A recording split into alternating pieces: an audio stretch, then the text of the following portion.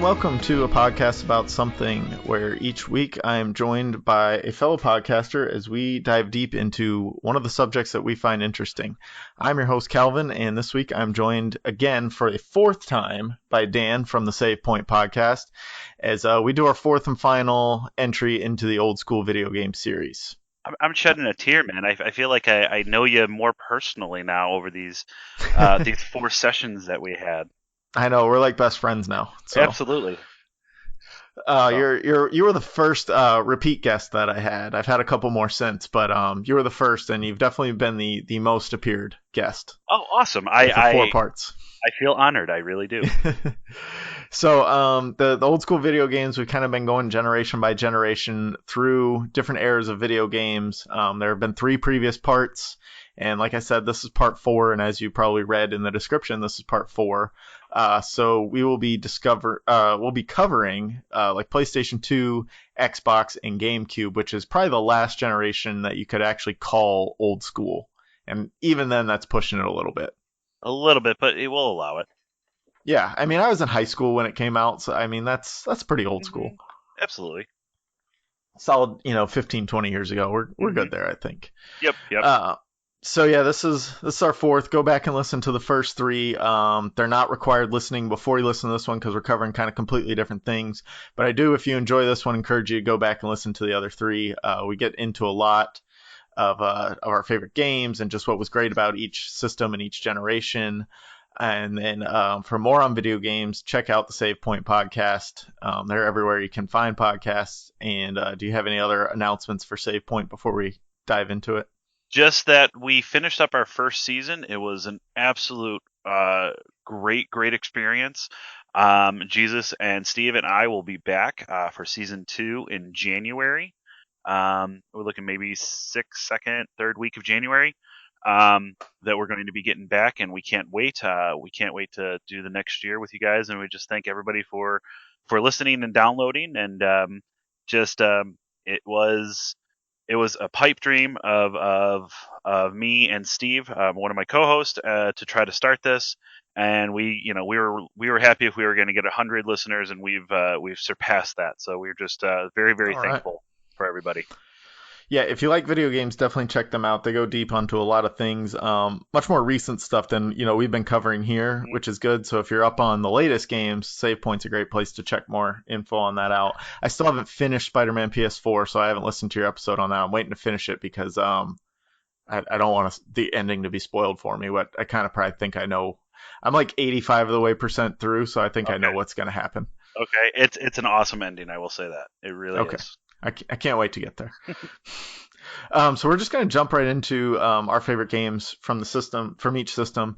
As we talked about before, we were both PlayStation guys, so I think we'll save PlayStation 2 for last, and let's start with Xbox. I don't have a lot of experience on the original Xbox. I think the only games I ever played there that were like Xbox exclusives were Halo and Halo 2. I know I played other things like Grand Theft Auto or just other games that were available, Madden, things like that are available for multiple systems. But like Halo and Halo 2 were the only thing that was getting me to show up if you had an Xbox. See, now you might be surprised. I never owned an Xbox, but I think I talked about this in a couple of past ones. My buddy let me borrow his. Because my PlayStation 3 died and I didn't have money to fix it. So as I was saving up, he brought over his original Xbox and allowed me to borrow it for the longest time. Nice. That's always good. But Halo and Halo 2, like that was, I guess, other than probably GoldenEye and 007 Nightfire, which we'll talk about when we get to PlayStation 2. That was my first real introduction to like the first person shooter and like going deep into it. That was the first person shooter that I wanted to play through the whole thing. I didn't own an Xbox. Some of my roommates in college did, so I would play through the campaign on theirs. But most of the time we'd do LAN parties or we'd just play multiplayer together because that was the fun of those games. Is it really bad to say that I have never completed the campaign for Halo 2 or Halo? I don't think I did either because, like I said, the Xbox wasn't mine, so I would just like play it when I needed something else to do. Hmm. So I'm not going to hold it against you. All right, all right. Yeah, no, I mean they were. See, this is also like when the whole fanboyism shit started. Hmm. And like I said, like we stated earlier, I was PlayStation. I was PlayStation all the way. Mostly because that's all my family could afford. So when they actually And the bought me, controllers fit in your hand so much better. oh God, yes. Oh, I didn't even think we were gonna bring that up, and I'm glad that Oh you yeah, did. You want to talk hated the about Xbox controller. the worst design controller ever, and the fact that Xbox One brought it back as one that you can buy for the Xbox One. I know, I saw that. I'm like, who's the market for this? Yeah, it's Shaq. like, Shaq is the market for yeah. it. I hated it. God, I hated it so much. But like I said, it was, it was a free system for me when I was able to Hmm. play it. But I was given a PlayStation 2 because I had a PlayStation 1, and I just kind of went from there, and I felt that I would be, it would be blasphemous if I went to an Yeah, you couldn't Xbox. switch at that point. No. So I really don't have a lot of um I really don't have a lot of experience with the Xbox. The only thing I can really say about it, though, is that the concept. Some people say the concept was ahead of its time. I think the concept was, let's get something out so we can start competing. Yeah. And that's what killed Microsoft on the Xbox, because they put in these components, and then they realized that, oh my God, this is going to be. I don't even know what it came out at. Wasn't it like $500 or $400 when it first got released, and there was no Yeah, games it for. was pretty pricey. Yeah, and it was like the size of a Hummer. Yeah, and I think in the beginning the plan was all exclusives as Yeah, well. yeah. So like you couldn't get Madden in the first iteration of it. You couldn't play NBA Live, things like that where, Hmm. you had an entry point with some customers, they cut those off because they wanted to do all exclusives in the beginning. Yeah. So I don't think it was a bad system, and obviously it launched Microsoft into the 360 and what it did wrong to what it could correct. But I just, like I said, I think, are we going over games right now? Yeah. Okay. Sorry. Game system, whatever. Yeah. Whatever you want Um, to talk about. I honestly, like I said, I played Halo and Halo 2, basically multiplayer with, Yeah. landlined it. And then I just played a crap out of the Elder Scrolls 3 Morrowind, because those were basically the only games I played on it. Yeah, so did you it seemed like everyone this was more when I was in high school had that friend who had the modded Xbox. Did Yes. you know anyone with the modded Xbox? That was like the cool thing to do. And like I've looked up tutorials on how to do it to a PlayStation, and it's always like it's way more involved with a PlayStation than it ever was with Hmm. an Xbox. So I'm just like, all right, I'll just leave it.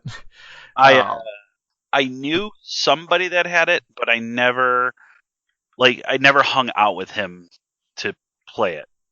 yeah, I kind of had the same thing. So this was a family. They had three kids. One was a year older than me, and the Xbox was his, but it was like the family Xbox. And then his sister was in my grade, and I was good friends with his sister. And then they had a brother that was one or two grades below me. But I like kind of knew him, but wasn't like great friends with him. So like I'd go over his house to see his sister sometimes, or they'd just have like family parties and we'd be there. So like I knew they had it and that like what they had done to it, but I never really got to experience it because like I would never just go over and hang out with him. Hmm. No, I mean, But yeah, there was always the legend of the kid in your town that had the modded yeah, Xbox and who could get yeah. any game he wanted. That was kind of like, speaking of PlayStation, or PlayStation 2 or whatever. So like, the whole thing with Lara Croft, and that her boobs kept getting bigger as the games went Right. on. Yeah. Okay, like, everybody's the infamous code to make sure that she was topless in the game or whatever. Yeah. Yeah. Yeah. Yeah, I mean, it's like, That doesn't actually exist. it doesn't actually exist, but I mean, everybody's like, "Oh, I got a guy. He knows. He's done it. He has it." Like, Everybody had that cousin from a different town that knew how to do it. Yeah. mm-hmm, You got to just crawl into this corner just perfectly and jump just the right way and you'll get it. mm-hmm, yeah, To exactly. see what? A pink spot? Yeah, a Great. pink spot. Yeah. Oh, look, it's a nipple, but it's a, it looks like an 8-bit nipple. Yep. Great fun. Great fun for 10-year-olds. Yeah, exactly. So the other lesser system from this generation was the GameCube, which I don't have. This is kind of in the same boat. I don't have a lot of experience. One of my roommates, 1 year in college, had one, and the only game that we played a lot was Super Mario Strikers, which was a lot of fun as far as a Mario soccer game could be. But like I getting into the depth of GameCube games, I guess I played like NFL Blitz on it a couple times, and like the NBA. It's like it wasn't NBA Jam, but it was like the NFL Blitz version of the NBA game at the time, Hmm. and like you could play as mascots and things like that. So like it always seemed as more of a gimmick system than anything serious, Wasn't that and it called had the like tiny discs. And wasn't that called like Big or Street or something where you could do that? no, NBA Street was different. I'll talk about that when we're in PS2, because that Okay. is one of my games for PS2. No, it was like NBA Primetime or something like that. It had some Okay. dumb like uh, Dump adjective stuck on the end. Yeah, name. Okay. Yeah, yeah. NBA Primetime Extreme Alpha Generation yeah, Edition yeah, Turbo. exactly. One of those things. Yeah. Oh, Um, it had a Street Fighter name. yeah, Street Fighter just keeps adding things. Like it's Street Yeah. Fighter 2 with three adjectives after it, and Yeah. it's the exact same game, but Yeah. we needed to add Pro Alpha version 6. Super Happy Fun Time. All right, just name it Street Fighter 5. We're cool. Yeah. Yeah, we're good. So, no, with this GameCube, and you're gonna laugh at this. I didn't own a GameCube, just because at that time too, I was like, Nintendo, I'm not a kid anymore. I'm a Exactly. man. I'm But that's a what it seemed like. Anybody who had a GameCube, it was like a laughable offense. And this kid I went to college with that had a GameCube, hmm he had a GameCube because he had a GameCube and a PlayStation and a gaming PC. Like his GameCube was just like an accessory. It wasn't his main system. yeah. Um, I had a buddy that had it, and I would go over by his house, and he had um some wrestling game. I don't know which wrestling game it was. It was boring. All I know, it was really boring. Wrestling games are either the most fun you can have for like 20 minutes or they're completely boring. Yeah, But like exactly. if you play a wrestling game for more than 20 minutes, it stops being fun anyways. I think it just stops being fun. Period. Um, Okay, uh, not a wrestling fan. yeah. I was. Believe me, I was. But no, I just could never get into wrestling. I think it's because like you got to the point where it's like, oh, okay, this would be cool if you could do this, and you try it, and you're like, that's awesome, but it still looked like crap. You know. Yeah. Hey, can I somehow put two tables on top of each other? You can, but you knock one of them off, and you kind of go through the other one. Right. You Yeah, know.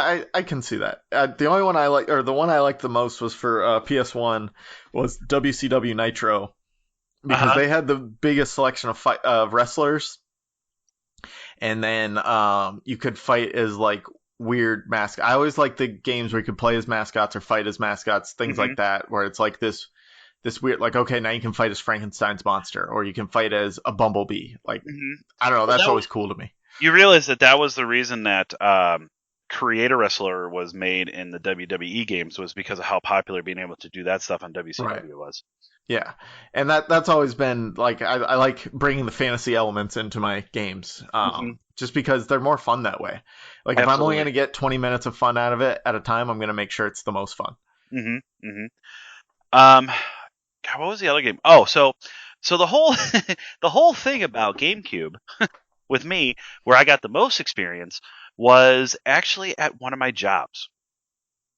Okay. So I used to work for a certain jewelry chain that we will not say because I don't want to advertise it. And long story short, I ended up leaving that job because they told me I had to leave. Um, It's a good reason to leave. yeah, they forced me that I had to leave for a certain. Um, so they had a room. They had like a kids room. So like their whole thing is that you walk in and we can get you coffee or water, and so the kids don't put their fingers on glass and all of that. Here, go play in the kids room. So they had like a ball pit, which never go in a ball pit No, they're because the we worst. never they never cleaned it. The only thing um, worse that I've found in my life with my two children is there's this big sandbox at Disney World that's not sand, it's rock, like it's Uh-huh. very small P rock. Yeah. And it's great for them because they could play in that all day and just scoop the sand and do all that. But the day after we got done playing in that, we all got the stomach flu one after the other. And I'm like, that's got to be it because Yeah. there's no way they clean this huge sandbox with as many kids that are filtering through Disney World. Like that, it's got to be the most disgusting place in the world. Absolutely. I would agree with you 1000%. Beware of the sandbox at Animal Kingdom at Disney World.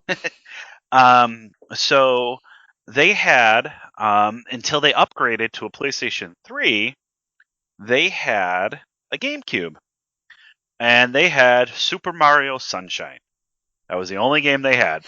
So when we were bored and nobody was in the store because nobody was coming in, we would play Super Mario Sunshine. And we had a secret saved file that we made sure no kids played. And me and this guy Albert ended up beating Super Mario Sunshine. And it took us, I think it was like 9 months. And then we tried to sneak in another game and tried to play it, but then our boss caught us. So yeah. Our boss was like, you guys shouldn't have done that, but what game did you pick up? Is it better than Super Mario Sunshine? Yeah. God, I forgot what game we got to. It was some stupid game. I think it was oh yeah, it was. It was Luigi's Mansion.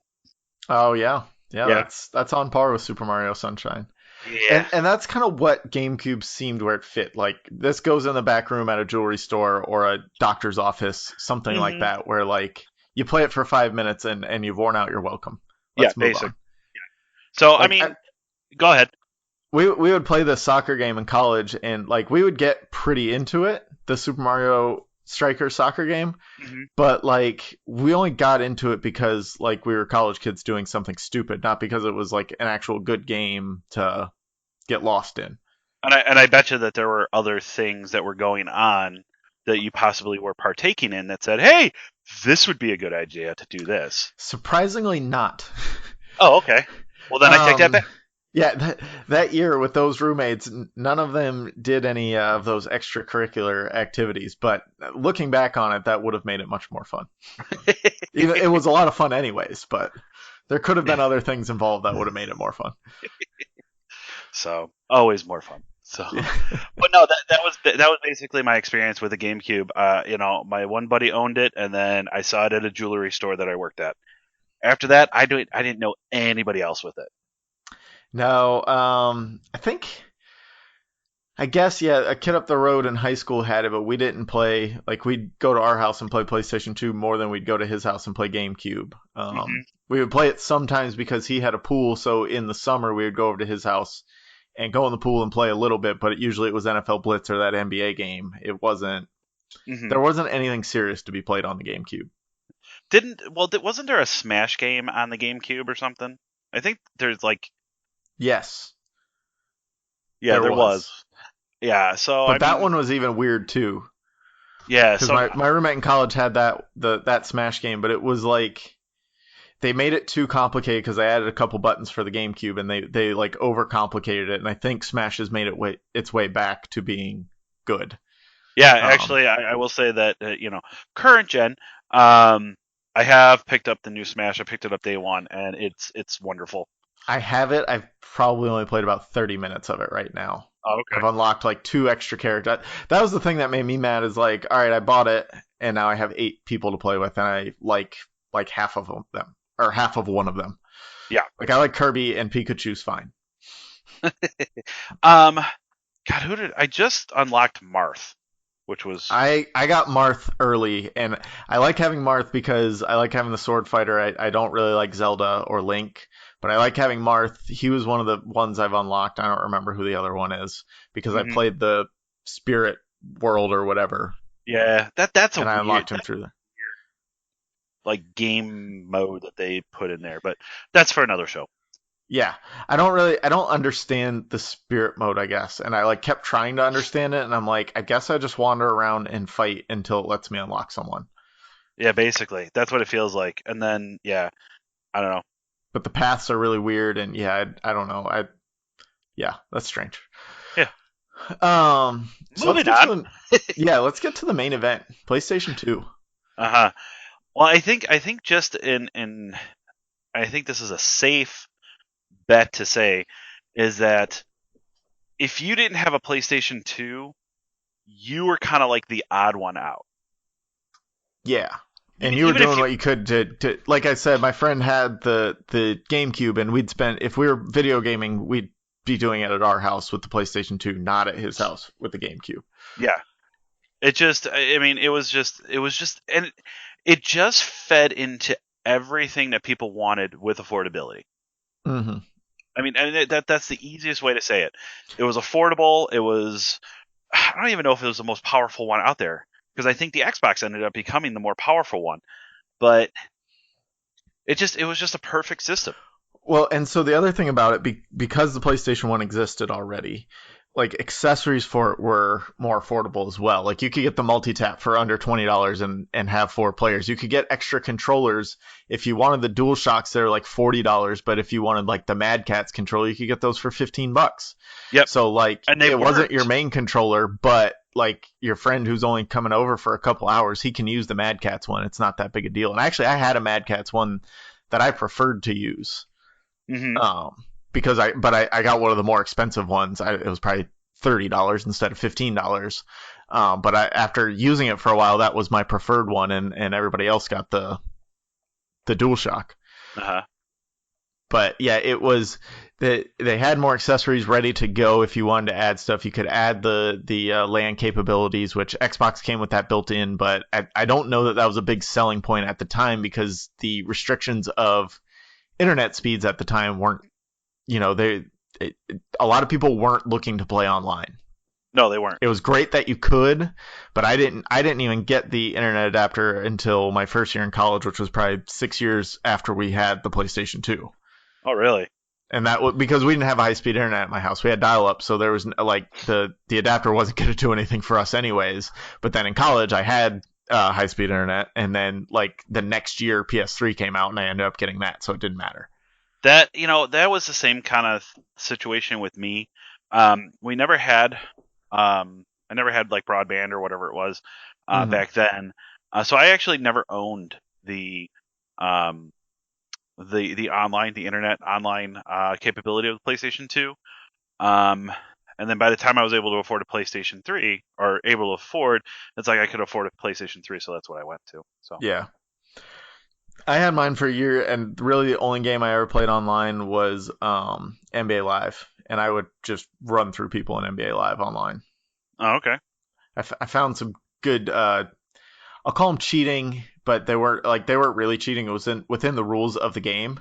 Hmm. But they had the like the off ball switch where you could run with one of your other guys who didn't have the ball. So I would just run him to the rim every time and throw an alley oop. And then they had this thing where you could hold your hands up of the guy passing the ball in, and they really couldn't throw it by you. Like 70% of the time, you'd knock it down if you were in the right place. So I'd get really good at that, and it just people.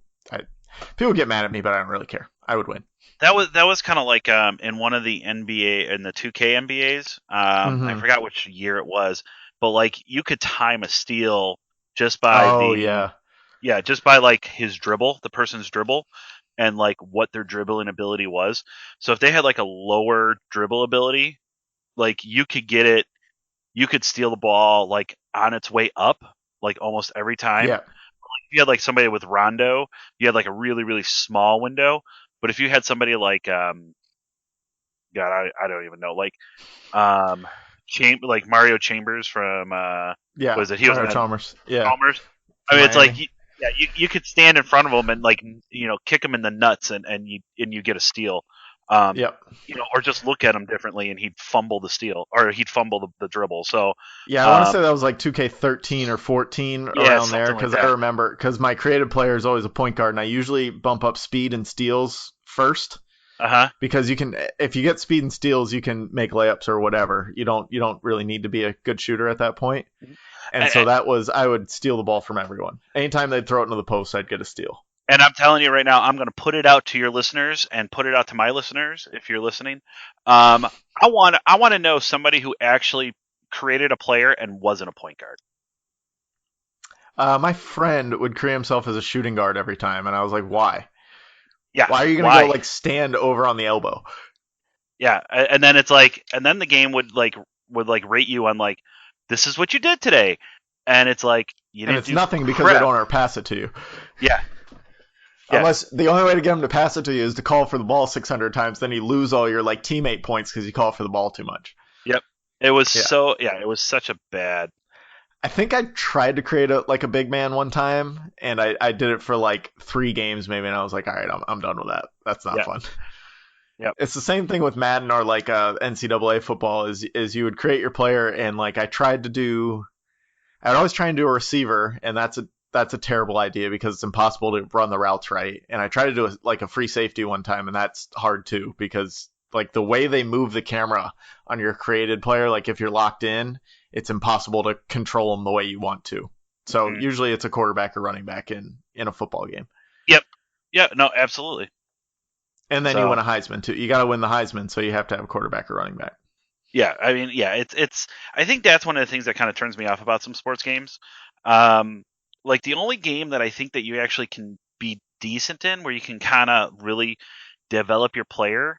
But the problem is that they've never really created a great creative player, and that's any type of NHL game, like the newer Yeah. NHLs. I haven't played NHL since I think '04 is probably the last one I played. Okay. I'm way behind on the NHL series. Yeah. No. I mean, you have like they would put you out, and I think they do a decent job of it.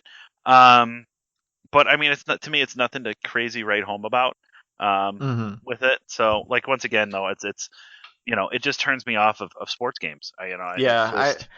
I'm completely done. I'm obviously done with NCAA because they don't make that anymore, which Mhm. saddens me. I loved NCAA football. Oh yeah, that Um, was good.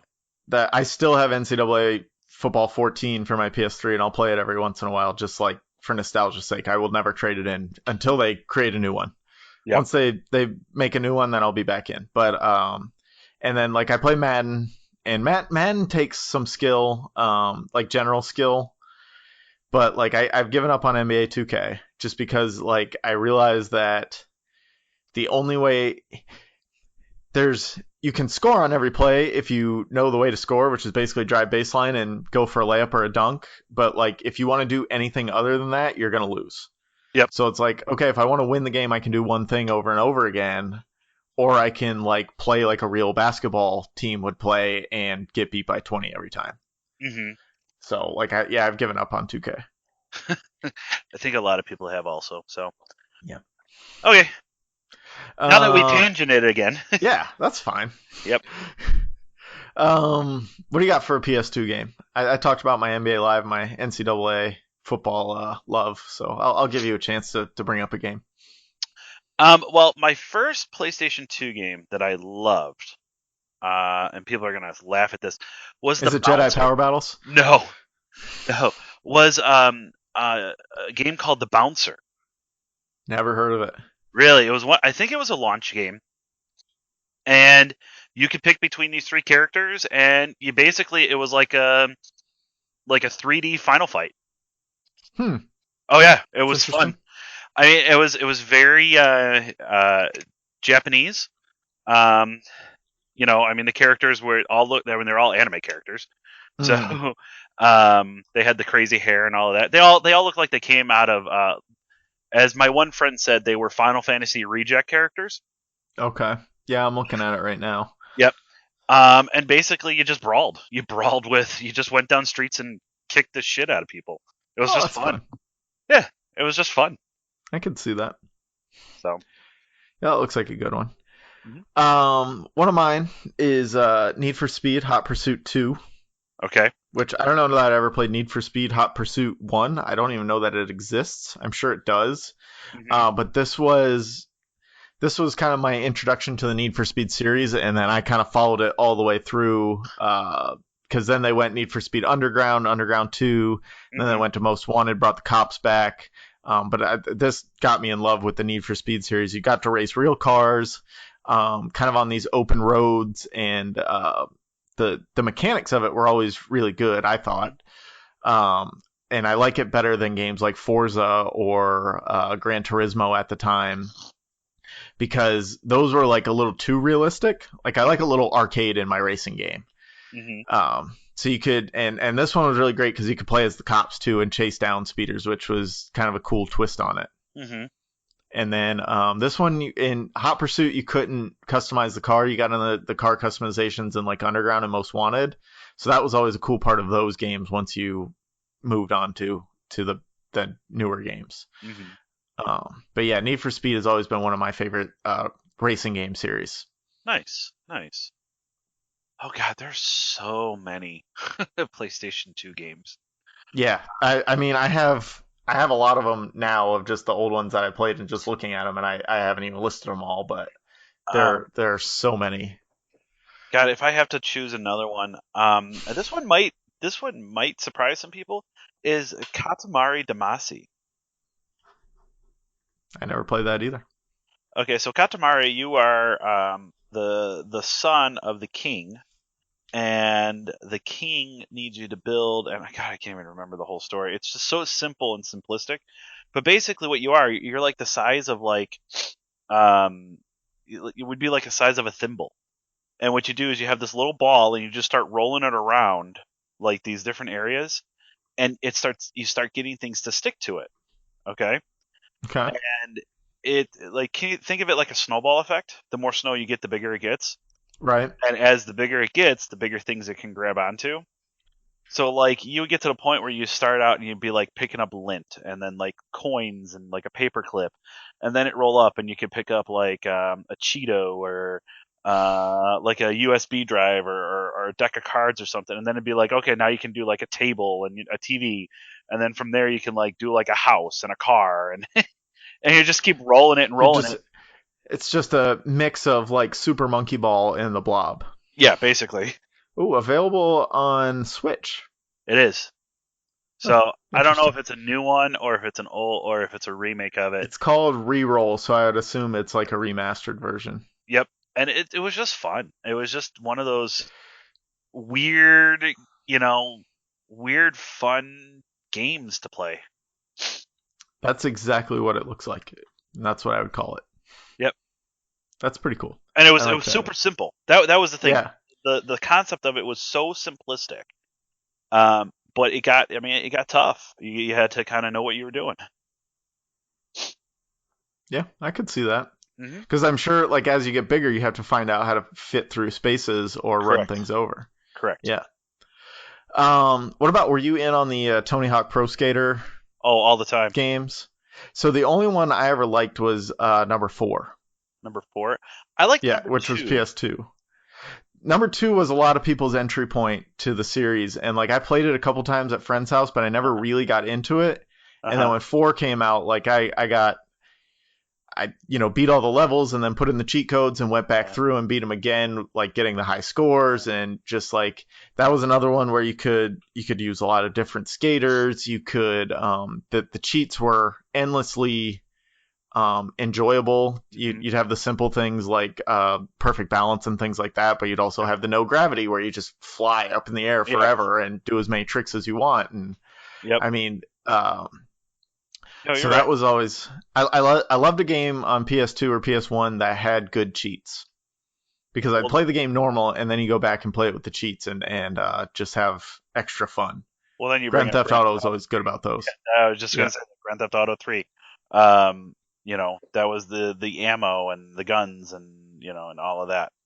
Well, Um, and with a Grand Theft Auto game, it was always like I don't remember if it was like San Andreas, I want to say, or Vice City, one of those two. We'd play in college, and it was like we'd always start playing and we'd start the campaign, and we're like, nah, let's put in the cheats and just like see how far we can jump our cars or see how many people we can run over before we get to 5 stars. Like yep, yep, it was never like you never got a full game of Grand Theft Auto in before you just turned it on. yeah. You basically said F it, and this is what we're Yeah. gonna do now. Same thing with SimCity. Back in the day in computer class, you'd Uh, you'd start building your city, and then about 20 minutes in, you'd go, okay, let's destroy it now. yep, yep. I used to like. I won't lie. Like when I played SimCity, the coolest thing to me was trying to get like the last level of like the buildings. Oh yeah, yeah, yeah. Because you'd get those unlockable buildings. Yeah. So Yeah, so like if a building went all the way to full like evolution, like what it looked like on top, and I was like I Hmm. tried to get as many of those as I could. For the Um, longest time, I had no idea how to get people in my city. Like nobody ever showed me that you had to build like the water pipes and you had to connect your roads to like the neighboring city before people would show up. So I'm just like putting in all these residential areas and everything, and like nothing's happening, and I'm like, what the hell's going on? this game's Computer broken. computer classes in Northern Florida weren't the great classes and the greatest classes in the world of like actually teaching. We speaking going back actually to Xbox. Um, I was at one of the hospitals I worked at. I was going through trying to find a file, and so I went on to like their shared file Hmm. list. And my thing is I always make friends with IT people, just because your IT people will get you out of so much. Yes, we Um, will. Don't you forget um, that. and then I'm an usually if IT person, so oh yeah, I okay. like to hear that. The other thing too is that your IT, like my IT person, at a couple of my places was like, okay, I'll just open up the internet for you. Just don't look at anything stupid. Yeah, just don't be an idiot. Yeah. So I mean, That's yeah. It's very easy to find the people like you can trust with turning things on that you normally wouldn't turn on. yeah. So yeah, so I used to have like administrator privileges and all that. Like I ended up downloading iTunes on mine because I would play music from my computer and all of that. And people are like, Hmm. "How did you do that?" I'm like, "No reason." So I don't know. It was just there. yeah, it's just there. So I noticed a file and it said Halo, and when I opened it, it had the .exe Hmm. extension and obviously the logo for it. So I went up to one of them and I'm like, "So what's this?" They're like, "Yeah, we play Halo, but the only way that we could play together was we had to put it on the server because we don't all we're they're all the IT the building was so big, there was Right. multiple IT offices. So they're like, we put it on the server, and however they did it or whatever they did with it. So like they're like, yeah, we play like on Fridays when nothing's going on. so so Nice. they ended up hooking me up and ended up giving me an extension to play Halo with them. Way to go, hospital IT people. Yeah, absolutely, it was fun. Great use of company time Absolutely. It is not the current hospital I am at. there. Just in case any of you administrators are listening. um, I would say, God, there's just so many. I mean, I'm just gonna throw that. These are in no particular order at all. Um, Yeah, no, mine don't have any order either. I mean, I'll go in Bully. Bully was just an incredible game. That was always one that I wanted to play and never got around to. I might have to get that. The only thing that kind of confuses is that when Rockstar, once again, it's another Rockstar game. Um, Hmm. um, One of the things that they did was that you're supposed to be a bully, like you were supposed to do that, and then people got like all up in arms about it, and they're like, you shouldn't do that because of bullying and all of that. So they made you like the hero of the game, but you can definitely tell that like they never really did anything different with the missions to a point. So like there was some missions that you're doing, you're just like, I don't know why I'm a hero and everybody likes me because I just did Because I'm beating up the this. wimpy kid. Yeah. Like one of the things is like you wanted to impress girls, but like you like have to impress the fat chicks first. So you feel like the cool skinny chicks are gonna like you. You know, it's just like No body shaming in a Rockstar yeah, game. no, not at all. You can Um, go up and find a hooker, do uh-huh, whatever you want with her, uh-huh. pay her, murder her, and take your money back. But we We don't can't discriminate against fat chicks. yeah, we don't discriminate. Uh, um, I mean, so you got that game that went in there. Final Fantasy X was a Hmm. great game. Um, you know what? And I was the dumbest when it came to that. I'm like, okay, Final Fantasy X, and then they're like, oh look, we're making 12, and I'm like, is there a reason that there's not an 11? And people are like, there is an 11. And I'm like, no, there's not. And I'm like looking on PlayStation 2. I'm like, where is it? Where is it? And believe me, I was, I don't know what was going through. It was like a good like, I would say like 3 weeks of trying to find like Final Fantasy 11. Hmm. And then I'm like, oh, it's in development for PC. That's why I don't care about it. You know. Yeah, those damn PC gamers. hmm Um. What is it? Metal Gear Solid 2, Sons of Yep, Liberty.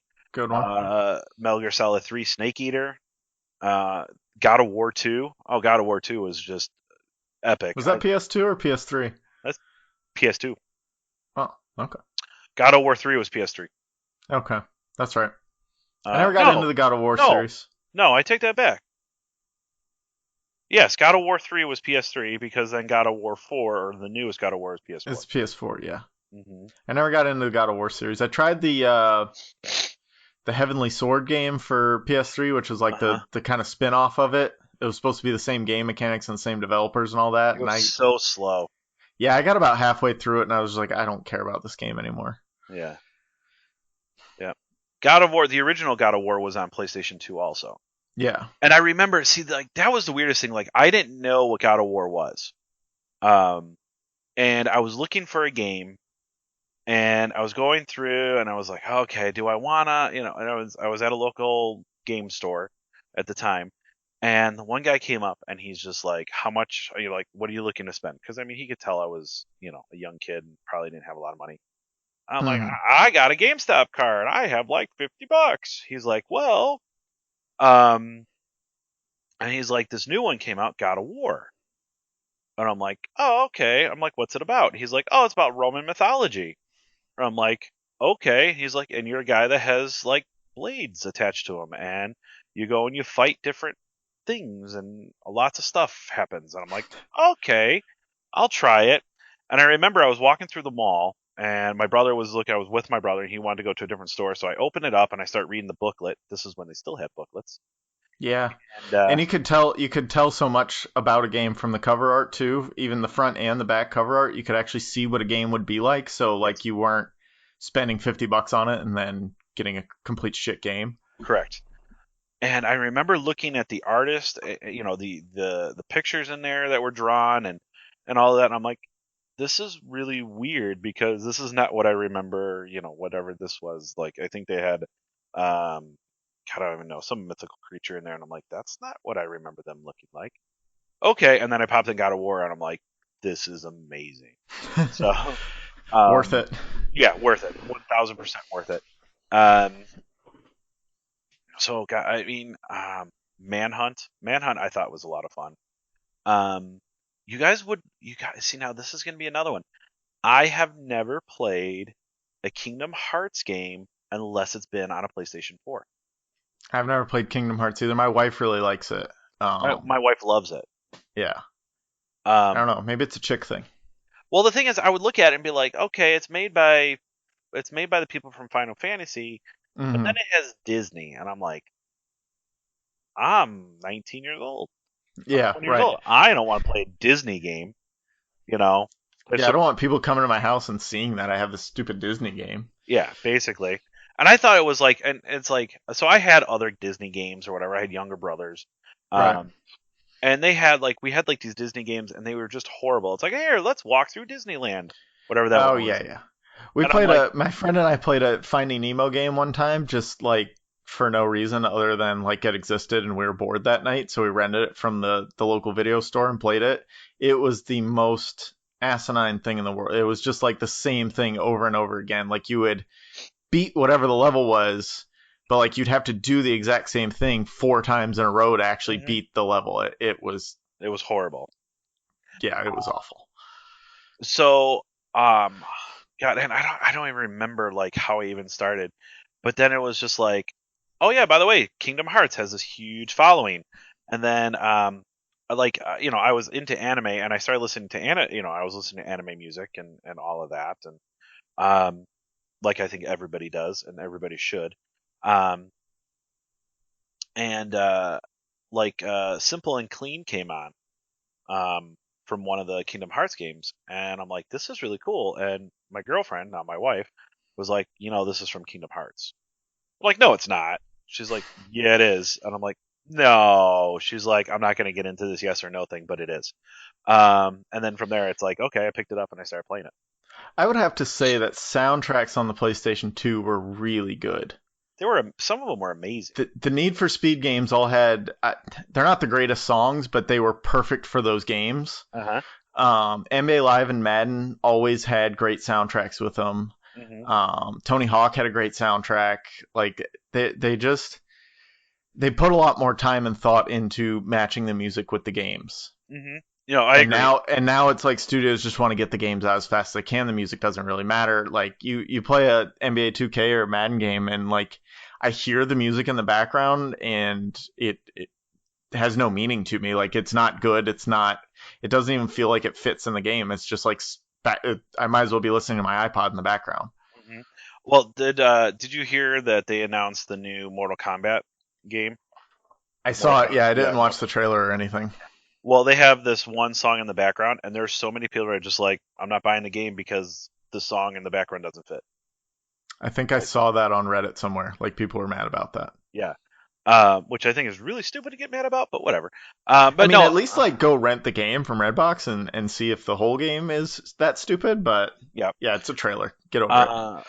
But no, you're right. The Tony Hawk's. Well, I listened to anime and punk, so those Hmm. were at the Yeah, so time. Tony Hawk would have been right up your alley. Oh yeah, like I loved listening to Tony Hawk. The Tony Hawk Pro Skater 4 soundtrack was just fantastic It for was punk fans of the early 2000s. absolutely. So Um, yeah, some of my other ones, the Spider-Man 2 game, which was like the beginning of the modern Spider-Man games. It was your first open world New York City for Spider-Man. The web swinging was perfect. hmm One of my friends the other day was asking me. He said he was going to borrow from his friend Batman Arkham Knight and Spider-Man PS4, and he was like, I was like, Spider-Man might be a little tough for you because he's not on the level that I am of liking these things. I was like, web swinging I've been doing in the way they want to do it for like 15 years. You're gonna have a bit of a learning curve trying to get web swinging down, but like it just, to me it's like second nature when I pick up Spider-Man PS4. But I feel like somebody coming in not having played Spider-Man 2 in 2004 and every other Spider-Man game since then, I don't know how they would pick it up and figure it out easily. I was such on the thought process that there was going to be this huge learning curve with the new Spider-Man, and I Hmm. was so pleasantly surprised that No, you fell right into it. yes, but there is a difference to it. Like I can't say it's the same swinging mechanic. I think, but it's the natural evolution of the swing mechanic, I think. Yes, like it makes sense. Like the way that you Mm. have to swing makes sense. And the only thing that ever broke it was the Amazing Spider-Man 2 movie video game for PlayStation 3, which was not a good game at all. Mm. I think they tried to incorporate the L2 and the R2 buttons. So like as you swung, you had to alternate triggers to swing with different hands. And it was like the weirdest thing in the world, and it didn't make sense. And there's like, well, there's more stuff I should be doing with my left hand than trying to time the swing right. And if you didn't do it right, you'd like fall off and have to start your swing over. And it was the most asinine thing in the world to try and keep up with. Yep, I agree. Spider-Man 2 had it right. We don't have to change that much. Yeah, no, don't change Spider-Man 2. So I haven't revisited that one. I'm really excited to when I get to it. I want to beat the two PS1 Spider-Man games first, and then do even the first Spider-Man, the Raimi trilogy Spider-Man movie video game. The mhm. first one was pretty good too, but it didn't have the open world swinging. You had more of a linear path. There was a little bit of open world in it, but the swing mechanic wasn't quite there when you were in those open world settings. Yep. But Spider-Man 2 really nailed it. Was the third one, was Spider-Man 3 the one with where you could be the black suit? Yeah, you could change suits. So That Spider-Man 3 was fine. It wasn't as good as Spider-Man 2. There were way too many side missions, mhm. and it introduced everyone's favorite QuickTime events. And You and know, just in the worst way. Like the final boss battle was all QuickTime events, and it got to the point where I just like let him beat me and memorize the button order so I could finish it rather than actually having any skill to beat him. huh. I think I just remember really being really excited about that one. So I think maybe that kind of clouded my judgment with it because I really liked it when it came out, but like thinking back on it, I can kind of see how stupid it probably was. yeah, I could go with that. And I mean, a lot of games are like that. As we said in the last one, Jedi Power Battles is one of my favorite PS1 games, so I might not be the best authority on what's good and what's not. Well, everybody has their own opinion, and we respect that, even if you are wrong. My old football coach would say, opinions are like assholes. Everyone has one and they all stink. Yep. Yep. So yeah, I I didn't like QuickTime events. I still don't. They put them in some games now. Like the Spider-Man PS4 has some, but they're better. They're more of the like the button mashing QuickTime events than just hit this button, then hit this button, then hit this button. It's like hit this button, now hit it 30 times because you're trying to pick something up and be strong, so you have to have the endurance to push the button that many times or whatever. Like they try and make it a little bit of a challenge within the QuickTime event at least. Yeah, I think QuickTime events are good when they're done correctly. Yeah. And I know that people are going to be like, "Well, duh." That's true for anything. That's true for anything. I think the thing though is that like I'll take like Rise. So Rise was a game that you remember that the first play Xbox One, it was a launch title. Yeah, I know the game. Yeah. Yeah. My buddy got it and he's like, "This is great," and I'm like, "Yeah, it should be called Rise to the QuickTime event." Yeah. You know, because that's all it was. It was all QuickTime, and it's like, this is a brand new system. The last thing I want to do is play a QuickTime event game. Well, and the problem with it is they want to show off their graphic capabilities and basically their filmmaking capabilities. Yes. They don't want you to play the game and experience the game. They want to show you this cool movie they made within the game. Correct. Which is like, all right, just show me a cutscene then and let me actually play. Like I don't want to push a button through a cutscene. That's all QuickTime events are, or in some games. Like we were talking about, Spider-Man PS4 does it pretty good, where it actually feels like you're doing something. But like a lot of them, it's just like, here's a movie we made. Oh, push a button now. Oh, push another button now. It doesn't matter that you push the button or not. Like we're gonna show you a movie anyways. Mm-hmm. So yeah, I'm not a fan of QuickTime events. I don't know anyone that is. Yeah, I like usually, like I said, sometimes in my, do you really have to go and do this, or could you have really kind of said, you know what, we could probably not have to use this and not use QuickTime events. Mm-hmm. But you never know. Yeah, I don't know. I'm not a game developer, so I don't know. The last two I had was 007 Nightfire, which we touched on a little, but this one again, this I want to say this might be a hot take, but Nightfire is better than GoldenEye.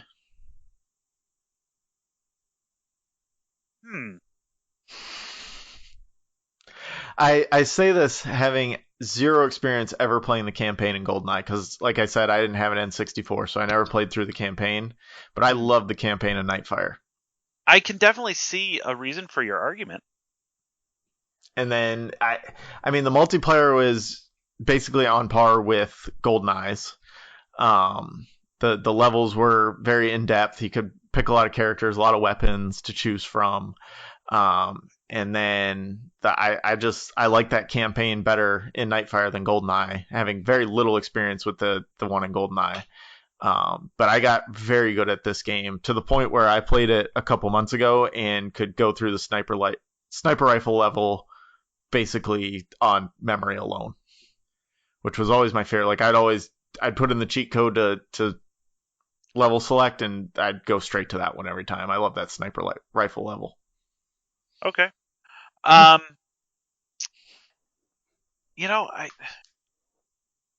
just gonna go with what you said on that because I don't have enough to say I can contradict you on that. I want to, but I just can't. Well, so it was weird. After Nightfire, they made a shift and started doing third-person 007 games, which I thought was very odd. And I played one of them. I don't remember which one it was that I played, but it was really weird. It was a very different feeling. They did introduce co-op into it, which was nice, but like it was just very. It didn't feel right for a 007 game. Mm-hmm. Love the gadgets in a 007 game too. Okay. Game with good gadgets is always good. Absolutely. Um, I would have to say for my last one, I'm going to do an honorable mention for one of them if I Okay. can. Yeah. Go Honorable ahead. mention is the Simpsons game, just because I love Simpsons games. I don't know that I ever played the PS2 Simpsons game. Yeah, it's a lot like the arcade. Yeah, that's good. We talked about So, that in our arcade episode, how great the Simpsons arcade game is, so mhm. I can live with that. My last one was NBA Street. This was great because of all the different ball handling moves you could do and dunk styles, and it was 3-on-3, which I like a little better because it's kind of like the fast pace, and you could do all this cool stuff. And as a teenager in the early 2000s, with and one mixtapes existing and things like that, this was all I wanted in a basketball game, and it was great. It was great at doing what it did. Yeah, I could see that. Um, And then I would go out and practice all of the different dribble moves, and I think I could do all of them, which was nice. hmm, Not in like game speed, but like I could do them in my driveway by myself. It's good enough for me. yeah. Um, so to go back, or not to go back, but that was my honorable mention. My last one, my last game that I really loved, and it kind of got me into the being able to watch horror movies and all of that was Resident Evil 4. Oh, I can't do horror video games. Oh, I love it. It was such a good Can't do it. game. Can't I do it. I I get never scared too easy. really. Yeah, I'm a big scaredy cat. Um, I'm trying to think. So it was it was one of those like I really don't know if I want to because you're right. I'm going to be the kid that like now I got to sleep with the light on, that sort of thing. But it just pulled me in. Like I was just like, oh, this is so cool, and I was just like, there's no reason to be, you know, there's no reason to be. Well, zombies aren't scary. I Yeah. will say, like, zombies have never bothered me, but I am very susceptible to jump scares, which I know, like, the Resident Evil games are built very heavily on jump scares. Hmm. They are. And that's when, like, when the VR headsets started coming out, like, I got the Samsung VR because I got like when I upgraded to the Galaxy S7, I got one for free basically. So I got it and I'm like exploring, seeing what there is to do and what kind of games there are. And there's like, okay, go on this fake roller coaster or go exploring in space and like, just very basic things. But then like 90% of the things are horror games, which is basically just a series of jump scares. And I was Hmm. like, okay, if this is all that VR is capable of, is me turning around and something popping out at me, then this isn't for me. Makes sense. Um, I haven't explored Resident Evil VR the way that I want to. Hmm. Um, but for what I have done, it's I like it. I think it's a great. It makes it That makes would it suspenseful. Yeah, that one, like a Resident Evil VR would be better than like all this other crap that's out there that's just like made to make you click on it, basically. Hmm. Because I think they would put the work into the story behind why you're There is getting one. jump scared. Yeah, There is one. these other ones are literally like you're walking in an insane asylum, a deserted insane asylum, and Hmm. every time you turn, something jumps out at you. Like, and there's 300 of those. So it's like, all right, I don't care that much. Yeah. Okay. But no, those would be my games. Um, I've always been a Sony fan. Hmm. Just I don't want to say just recently because it's been a bit, but um, the I think before the PlayStation 4 came, I really do think that um the what is it? I can't even talk right now. That the PlayStation 2 was the best all around gaming system. Honestly, um, Why would you say that over PlayStation 3? I don't know. I don't think I disagree, but I don't have any reasons in my head. um, the PlayStation 3 to me felt like an afterthought of developers. Okay. I Okay, could buy that. and I'll take Fallout 3. Hmm. Okay, um, there's just something about it that just I just didn't. I mean, I liked it, but I thought that it was, um, I thought it was extremely gimmicky.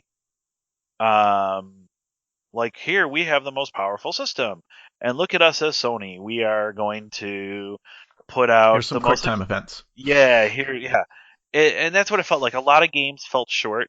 Like there Hmm. was a game that I was really, really looking forward to called Haze, and that I just remember felt short. Haze. Yeah, It looked really cool, and it wasn't. yeah, it wasn't. It was horrible.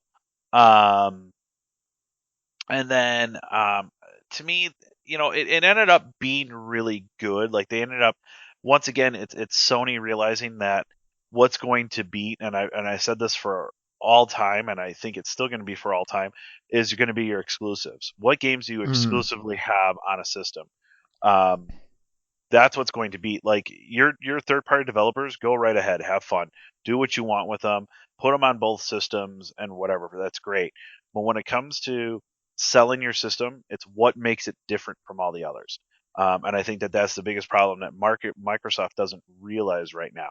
They're thinking that, oh, we're going to make the most powerful console, and people are just going to play it on it because they're still in this thought process that they're going to run off the success of the 360, and they're not.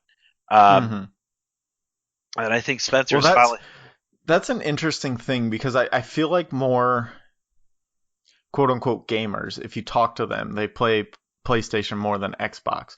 But like in the pop culture vernacular, Xbox is like the go-to video gaming system. Like if you're ever watching a movie or a TV show, like the characters are playing Xbox, or like whenever they make the not funny old guy joke of, "Oh, go play an Xbox" or something, like Hmm. it's all like Xbox is the Kleenex of the video gaming world. Hmm. But it feels like people who actually play and want to play go with PlayStation. Yeah. Um, and I just like I said, I just think we talked about the third console. I have this theory that the third Hmm. console you're going to bomb. Um, and I think that that's what it is. I mean, PlayStation learned from it, and I mean, look at what they've been able to do with the PlayStation 4. They're just absolutely killing it. Um, Well, and I think kind of to go along with your theory is PlayStation 2 to PlayStation 3 tried to take this huge technological leap. uh-huh. It brought in Blu-ray and HD graphics and all of that, built in network cards, But processors, everything like that was a huge leap forward from the PlayStation 2. So developers had to catch up on that. A lot of the launch releases, there weren't a lot of launch releases, first of all, no. especially when you compare it to PS2. And then the ones that there were there, half of them were ports from PS2 games, anyways. That the PS2 version was better because it was developed for that system, and it was mostly just HD upscaled was what you got for a port. Correct. Um, and then, like you said, PlayStation 3 kind of started catching up to itself because developers could finally develop for the advanced technology. And as it caught up with itself, that's when PlayStation 4 started to gain legs and start to come out. And PlayStation 4 didn't take the huge technological leap that PlayStation 3 did. It stuck with Blu-ray. It didn't go straight to 4K because nobody had 4K at that time, and 4K isn't worth like the upgrade from 1080 HD to 4K is not that big of a jump. No, it's I'm not. sure some resolution fanboys will come after me for it, but it's really not that big of a jump, especially in video gaming. Yeah. And especially at the time, this is 5 years ago. It wasn't that big of a jump.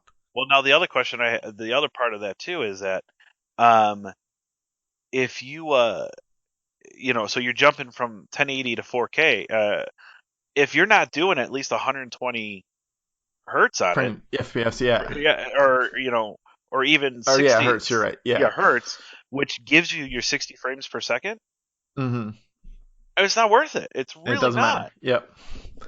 Well, and that's the thing, and I think Sony and Xbox both knew that they can extend their generation's life cycle by releasing these half upgrades. They basically took the cell phone model of, okay, we're giving you the iPhone X, but then in 6 months we're going to give you the iPhone XS, which is a little bit better, but it's not a full step better. So anybody who didn't upgrade for the iPhone X can now upgrade and get something. And I think Sony and Microsoft both did that with their Xbox One S and whatever the PlayStation 4 Pro or whatever. Those have 4K built in, Mm-hmm. but that's only for people who didn't already have a PlayStation 4, basically. Well, and that's the other Like, thing. I don't feel I need to upgrade from my PS4 to a PS4 Pro just to get 4K and a little bit faster processor. Yeah, and that's the thing too, is that so I ended up I have a launch PlayStation 4. And then So do I. um and then I ended up getting a PlayStation 4 Pro. It was a gift from my wife for my first Father's Day. Oh, nice. Because we ended up getting a 4K TV. And I will say this, there are games that definitely as far as exclusives look incredible. Like, you can definitely tell there was a difference of processing power, and what they put into like an upgrade version for the Pro, like their little tweaks, but they're only exclusives. Like, for instance, I'll say The Last of Us. The Last of Us on PlayStation 3, and if you play it on PlayStation, it looks great. You put it on the PlayStation Pro, and oh my God, I'm blown away by it because it just seems graphically better. If you never had the PS4 Pro and the 4K TV, would it have taken away any of your enjoyment of that game, though? Probably not. Exactly. That's kind of my point of that leap between PS2 and PS3 is they added all this stuff that didn't actually make playing a game better. It just made it look better if you were looking. Okay, that makes sense. So, yeah. Okay. Last thing I want to talk about is, since this is the end of the old school video games, is let's get our crystal ball out and look into kind of where we think the future of gaming is going, maybe in the next 5 to 10 years. You want me to talk about it first? Because I have thoughts. Yeah, why don't you talk about it first? It sounded like I caught you off guard. No, I have, well, let's put it this way. I have what I feel would be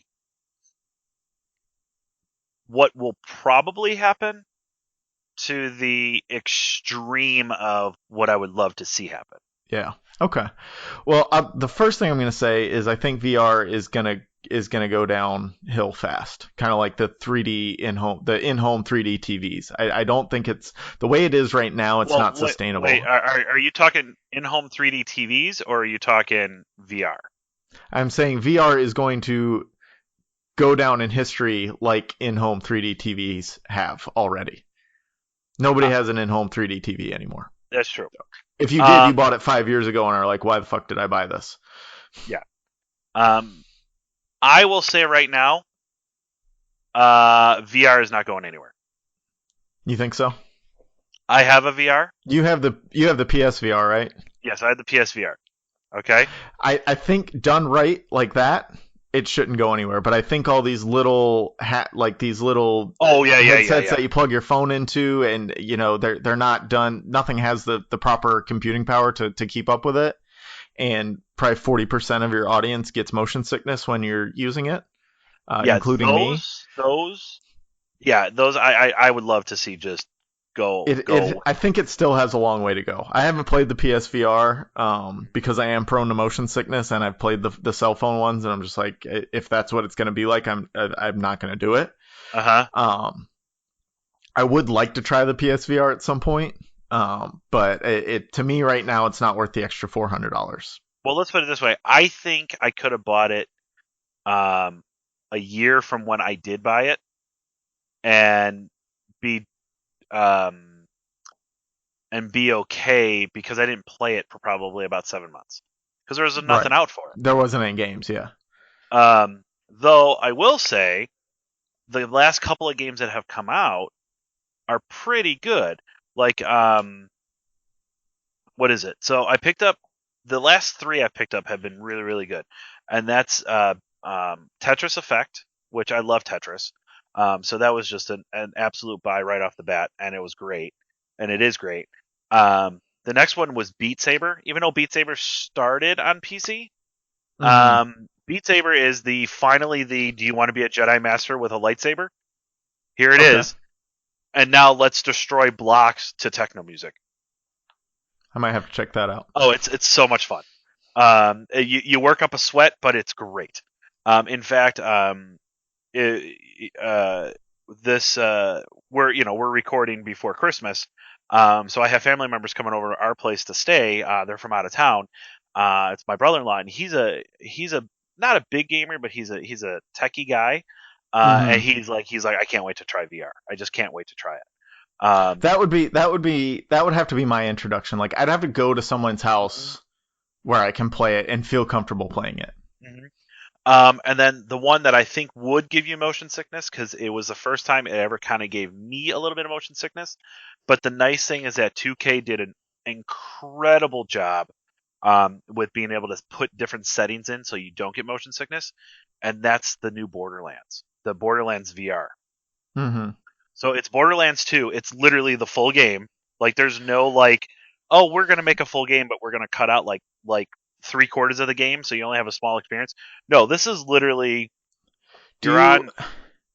so with the PS VR, do you use a regular PlayStation controller? Do you have the goofy motion sticks? I don't I have how both. do you It comes with Okay. both. It depends what game you're playing. Correct. Like in in Borderlands, like in Beat Saber, you have to use the motion controllers. Right. I mean, Yeah. obviously, you're not gonna throw your controller around. Um, on purpose or on accident or whatever it is, Yeah. because usually people throw it on purpose. Um, but like with Borderlands,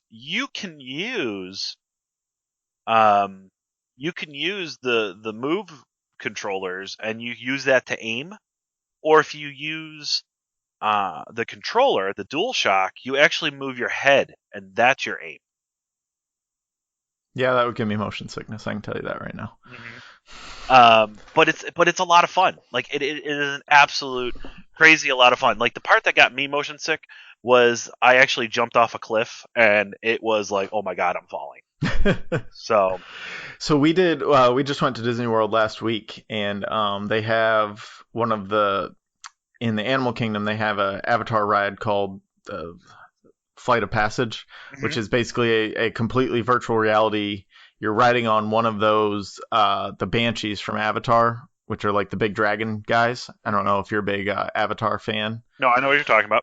Yeah, so you're supposedly riding on one of those, but it's a complete. It's got a curved screen in front of you. You wear 3D glasses, and then you're on like basically a motorcycle that straps you in really tight. And that one, and it was really smooth ride. It was really fun.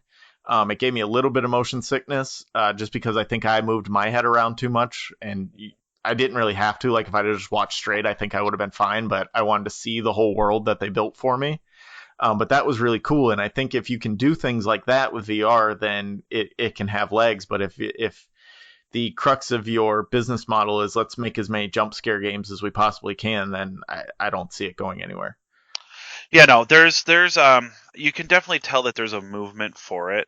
Um, Hmm. my one that I was scared of is not necessarily jump scares, was like flying games. You Yeah, know, that would like be. everything's going to be space or everything's going to be a plane, and it's just Hmm. like, yeah, no, I don't think so. Um, Yeah, that's another where it's just motion for the sake of motion. You're not actually accomplishing anything with that. correct.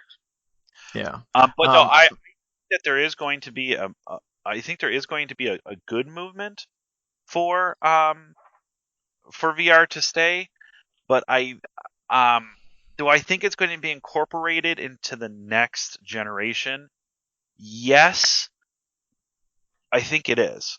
Um, but I think the only people that are going to do it is PlayStation. I think PlayStation's still going to stick with it. well, because PlayStation's figured it out for the most part. Yes. Um, Xbox is still trying to get their Connect to work right. correct. In fact, they dropped Yeah, I know. Connect. But I think this kind of goes into one of my crazy thoughts is we are going to have VR to the point that we're not going to need a TV Hmm. for games. It's going to be like remember Iron Man, the movie Iron Yep. Man, where he's moving things with his hand and all of that. That's different. That's AR. That's augmented reality, Hmm. which is different than VR I know, technically. but But that would be cool. I would like that. what I'm saying is that it's going to project out. Hmm. You're going to project out, okay, or see something on a VR, and you're going to see your Hmm. hands, and you're going to be able to do things with your hands. Yeah, that would be the ultimate goal, I would think, is where you don't Yes, need a controller, you don't need basically you have the headset on and that's all you need. correct. And And maybe that's where if I it's think like it's a going. sword game or something, maybe you'd want like Hmm. something actually hold in your hands. Hmm.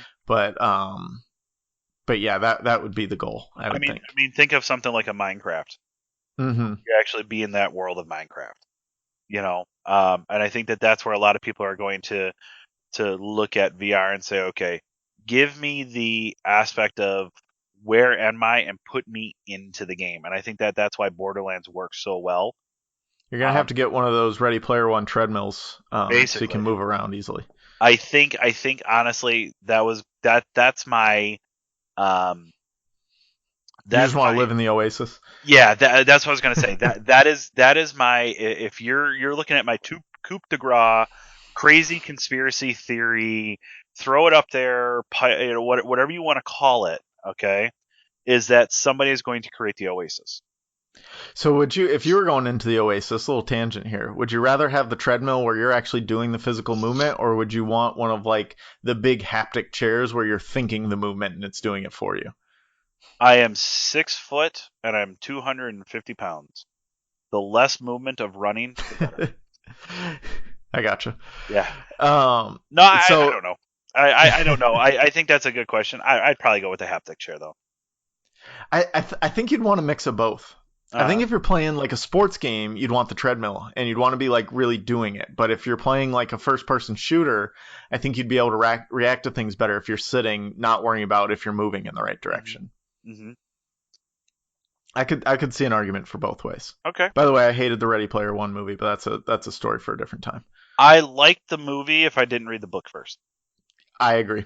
So I made a point to read the book first because I was like, this looks awesome. I don't want to feel like I'm missing anything. So let me read the book and like just get the full story and then I'll go into the, because I'll do that a lot of like I'll go into a movie and I'll be like, oh, I felt like there was so much missing Uh huh. and want to know the book parts, and I'll usually just go and like look up a listicle of what the movie was missing. But Uh in huh. this one, like I knew it spoke so much to the things I enjoy that I Uh was huh. like, I want to experience the book first. I don't want the movie to ruin the book for me. Yep. So I made sure I read the book. I got all the way through it. I loved the book. And then I went to the movie and I'm like, this is not the story I read. No, not at all. Like the first key, like I was all for like, okay, the I was backstory. waiting for Joust to show up and Yeah. oh man, Wait, I was waiting for. I Dungeons was and Dragons and everything. I was waiting for him to sneak around and like to see like the user interface of the Oasis Hmm. and all of that, and it's just like it And he just can never only happened. go to his planet that his school's on, and Yeah, like, yeah. And then for people who this is, so I'm calling spoiler right now. So if people haven't seen it, the one person that was supposed to die, like I'm waiting for it. was that the who died? I don't remember the book. Was it Uh, Shoto that was supposed to die? yeah, Shoto, Yeah, the that's what I the thought. younger Okay. brother. They just like tapped him out of the final fight though. It was just like, all right, he's not here. He didn't Yeah, he's actually not die. here. He's not here. It's like this. That's it's like you completely miss. Oh, Or see now, no, now, it was now, now, Daito. It yeah, was Daito. It was the older one that died because he sacrificed himself in the Ultraman. yes, yes, that's what it Yeah. was. And And yeah, it was no just, Ultraman. yeah, no, I mean, no, it was just like my thing with that is that like you realize what that was. Like they talked about having anonymity. People don't know who you are. You're not supposed to know who other people are. This is what the Oasis was about, type sort of thing. And now you actually have real feelings for a person that they've never met in real life because of what they've done. Like that was the heartstring part of the book. Like Hmm. that was this is the part that I'm going to make you cry and sap and then really, really want to go after the bad guys and all of that. And it's just like it just never felt that. And that's what I hated. Yeah, I agree. Like, if I had seen that movie without reading the book, I think I would have liked it. I would have liked the Easter eggs that were included and all the Yes. references and everything like that. I think it would have been super cool, but I was expecting the book I read, which I didn't get. Yep.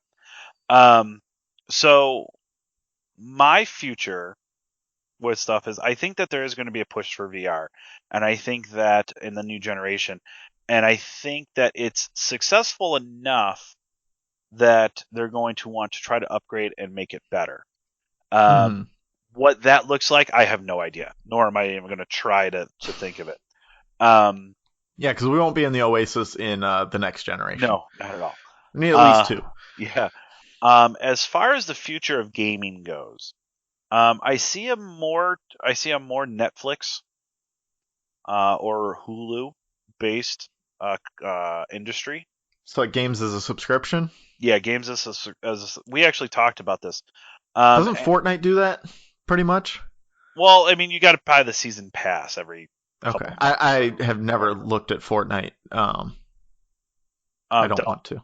don't. It's Uh, too mamey. Like I can't do it. yeah. Um, so we talked about this the other God probably 2 months ago. Um, I don't see the generation wars continuing. No, well Um, they're all starting to talk about cross-platform and everything, which would be great. correct. I mean, we've only been asking for it for 15 years, but whatever. And so this is the theory that I have, and and my co-star Steve kind of came up with it, and we kind of ended up agreeing upon it when we were done talking about it. Is that every game, everything is going to end up being cross-platform. Hmm. Okay, anything that you can. Um, what's going to happen is it's going to be what system do you prefer to play it on? Hmm. And I think they'll do little things like exclusive characters on different systems. Like, okay, Yes, everybody can play Fortnite, but for PlayStation, you can play as Crash Bandicoot, and for Xbox, you can play as Master Chief. Like things like that. correct. I think that that's going to happen, but it's all going to be cross-platform. Yeah. I think that every game that has a multiplayer aspect to it is going to be multi-platform. Now, I think that there are going to still hold on to their exclusives, but it's Hmm. not going to. But I think we're going to get to a degree of we as humans can only process so much before it looks the same. Right. And honestly, I think we're at that point. Yeah, we're definitely getting there. Yes. I know Well, that and they're you can. talking. I know that they're talking like 8K or 16K or whatever it is. But Doesn't I matter. mean, I don't see it. I don't see it as far as the processing chips that we have and the processing, like the processors and the graphics cards that we have. I don't see it happening in games as well as per se on a camera. It takes so much more to render continuously with a video game than it does to have a still movie or to have a movie that you formatted in this and now Hmm. it's saved that way. Well, Uh, and how wide are our screens going to have to be at that point? exactly, exactly. I mean, You're gonna have a 50-inch screen that's 50 inches across and like 10 inches height yeah, because that's how it's gonna have to be stretched. yes. So so I don't see it. I don't see it happening on a graphic size, a graphic thing. I don't see it happening as far as a processing thing because you're always going to put a faster processor in. We want it. Well, and you can even see it with this generation. Um, Games have gone from hyper realistic to more cartoony again. Yes. You take something like Fortnite, which is one of the most popular games out there, and there is very little real and Minecraft. Like Hmm. they have great graphical capabilities, but they're still based on polygons rather than the Correct. real humans, basically. Yep. Um, so they're using their rendering and processing power to do like brighter colors and faster movements rather than hyper realism, which I mean you still get with Assassin's Creed and Red Dead Redemption and things like that. But like even the Spider-Man game, the character models don't look hyper realistic or Hmm. anything, which is fine. Like I don't mind playing a game that looks cartoony. Like I'm playing a video game. I'm not watching a movie. Correct. And if it looks good and the game's good, Hmm. then I'm happy with it. What I do see happening is we are now in another generation where games are going to get bigger and longer. Hmm. and you do more. Everybody says, well, this sets the standard for how first-person shooters should be. It's like, well, what was really the standard that you have? Like, I hate that phrase. Oh, this is the standard for open world. No, what it does though is that this whole thing of fetch quest and now go gather this and go gather this, that's played out. What it's causing developers to do is to say, I hate those chase quests in Spider-Man. yeah, I can't stand Catching those fucking pigeons. them. but but what I do see happening is that developers are going to go back and they're going to say, I'm going to push the envelope. I'm going to write about this subject, and Hmm. I'm going to create a story like this. And You're gonna get better instead of storytelling in them. correct, and instead of having a 20, 30-hour game, you're now going to have an 80 to 100-hour game. And then you're still going to have all of this other stuff to do. Like, look at some of the best games that are out there right now. Um, like to me, one of them is Persona 5. I don't know if you've played it or not. It's extremely No. cartoony. The graphics are the style of it is wonderful. The music is just, pardon my language, but it's just fucking amazing. Pull up the soundtrack of Persona 5 when you have a second, because it's they play acid jazz, and it's just Hmm. it's just wonderful. Like, I know that people have no idea. They're like, what the fuck is acid jazz? And it's like just listen to it because it's great. Um, would I ever listen to acid jazz like in my car? No, but when I'm playing it and for how this game's style, like the style of the game looks, it's great. The darkness, I don't want to say humor, but the dark storytelling of it is great in it. And it's long. It's a long game. And I'm enjoying that. Assassin's Creed Odyssey, it's a long game. It looks gorgeous, but it doesn't look any better than what I thought God of War looked like. It Hmm. doesn't look any better than what I thought AC Origins looked like.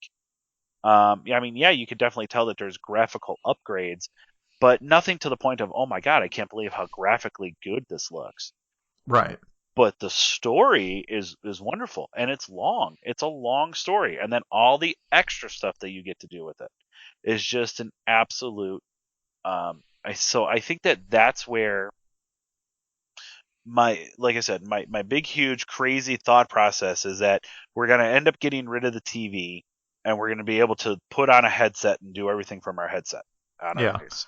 That would be nice. It And would. like you said, with the subscription, like EA already kind of went down that path with. I'm sorry, I'm gonna bring it up, but like the first new Star Wars Battlefront, Yep. that was basically a game as a subscription. They sold you that $60 game that was bare bones, and then you had to buy all this other DLC. Correct. And I think if that's going to be the way games go, that initial purchase can't be $60 anymore. No, it can't be. It's got to be 20, and then each DLC is 20. That's fine. I can buy 3 more DLCs and get the Mhm. game I want if that's how you're going to present it to me. But Correct. if you're giving me a $60 one quarter of a game, Hmm. you're going to crash real fast. And we saw it happen when Battlefront 2 came out. Everybody started protesting it and didn't want it, thinking it was going to be the same thing. And I haven't played Battlefront 2, but I don't know how that actually turned out, if it was a full game when it came out or not. It wasn't. I heard it wasn't, and I have yet to play it because I've Yeah. decided to boycott it. Well, Um, yeah. I mean, if you're gonna give me half a game and expect me to buy 3 packs of DLC to complete the game, that I'm not yeah, there for that. yeah, me neither. So you got that, and then what I on a more level head of it is that I do see games going way more digital because there's way more space for it. People want it now. I want to be able to download it. I want to be able to play it at 11 p.m. or midnight when it gets released, and I don't want to have to wait to go to the game store. That's why, basically, I think GameStop. I don't think GameStop's going to be around in 5 years. Well, you can already see they've started selling collectibles and action figures and things like that just to try and Yeah, keep. And they partnered with like ThinkGeek, and so they have a lot more to offer. Like I'll go into a GameStop and I'll look at all that stuff first, and I'll be like, are there any good games out? Let me no, just look at the cover art for some. yeah. But it's much easier if I'm sitting on my Switch already to go to the eShop and just scroll through that and watch the videos and see what I like there, Yep. rather than going into a GameStop. And I'll go jump into another game while the other one downloads. I mean, it's Yep. just so I see digital making a huge, huge jump. And I think it already has to an extent. Like most of the games, the only way that I buy physical games is I'll usually buy them. I'll pre-order them off Amazon because Amazon gives me $12 off if I pre-order the physical copy. Oh, there you go. I don't know Okay. why they don't give me $12 off for the digital copy, but I don't know. if you're gonna sell it to me for cheaper, then I'll buy it that way. There you go. Like it's funny. I have so many games. Like I have over 100 games on the Xbox. I know I have over 200 games on my PlayStation. But if you go over and you look over at my shelf, I have probably a total of 20 physical discs because Yeah. I buy everything digital. I never thought I would, but I do. Um, I have never cared about having the physical media. I started when I was in college. This was 10 years ago, 12 years ago. I started digitizing all of my movies and everything. Like I didn't need the DVDs. Like I knew I could get a hard drive and put them all on there and watch them wherever I wanted. mhm. So I was like, I don't know why I would ever And have a shelf full of DVDs anymore. I think you kind of hit it on the head though. There, right there is we don't have a problem digitizing our music. We didn't have a problem digitizing No. our movies. So why are we going to have a problem digitizing our games? Yeah, I don't know. It's just going to happen. It's way behind, and I don't know. Maybe it's the price tag that they want to put on it. Mhm. Maybe they think somebody's more willing to pay $60 for a physical copy because it feels like they got something. Because a physical copy of a movie is at most $17. Yep. Unless it's like an MCU movie that you get on Blu-ray and then it's $25. Mhm. But like yeah, for the most part, people are it's easier to buy the digital copy for $8 and download it right away and watch it. But if you're the weird guy who wants to have 300 movies on your shelf, you pay your $15 and get it. Like Exactly. I don't know. Exactly. And then my last thought with it is that this next generation coming up, there is going to be the buzzword at the next couple of conferences or the next couple of years is going to be crossplay, or is going to be crossplay. Crossplay here, crossplay here, crossplay here. Yeah. That's where it's going to go. Yeah, I agree with all of those things, and then I think we're going to get more and more mobile as well.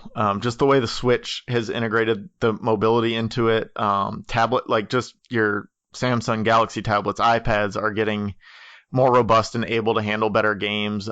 We saw it coming in with the Telltale games for a little bit. You could play those on whatever tablet you had. Now Telltale is gone, so that goes away. But like I had on my Galaxy tablet, I had the Telltale Batman game, I had the Telltale Game of Thrones game. And you don't lose anything by playing those games on a tablet versus playing on your PlayStation. Nope. So I think they're figuring out how to fit all the components they need to into a smaller system.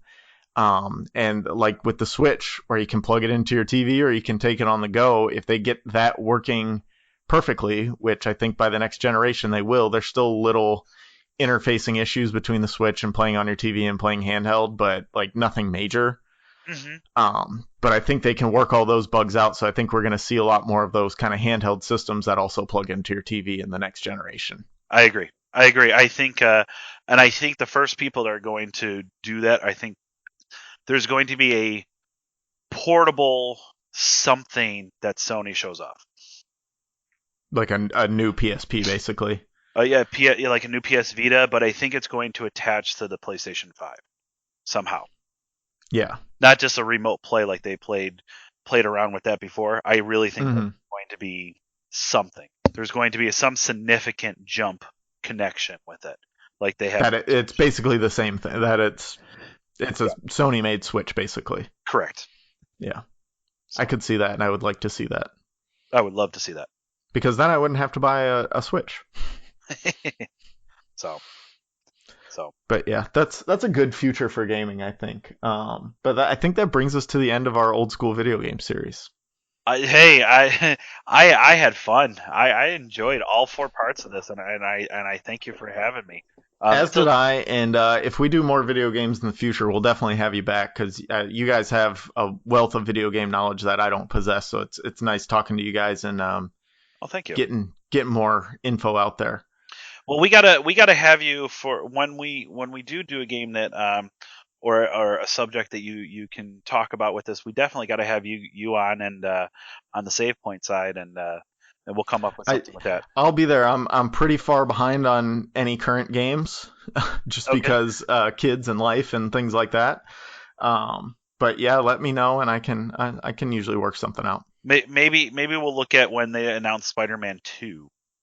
Oh Oh, God, I don't even know if I'll be done with did, Spider-Man 1. did I just drop a spoiler? Did I just drop a spoiler? Uh, I had no thoughts that there wouldn't be a sequel tease at the end of the Spider-Man 1. so And I really feel like Norman Osborn's going to play a big part into that. For some reason, he just keeps showing up in this game. Seems like he'll be important. all I'm going to say is finish the game because you have no idea. Um, and it's not what you think. Okay, can't wait. Yeah, but no, like I said, just thank you for having me, I'm a subscriber to you guys now. Us talking about some football stuff and all of that. So I just wish you guys the best of luck. I really do with your podcast going forward. Thank you. I wish you guys the best of luck too over at the Save Point. Make sure you check them out. Just Google the Save Point podcast, pretty much, right? Yeah, just Google Same Play Podcast, or you can go to iTunes or Google on or whatever player you got. We're on everything, so just the Save Point Podcast, and you'll find us. Yeah, great stuff over there. Thanks a lot again, Dan, and we'll hope to hear more from you in the future. Awesome. Thank you. And now it's time for the 2-minute ISO. But first, listen to this promo from one of my fellow podcasters.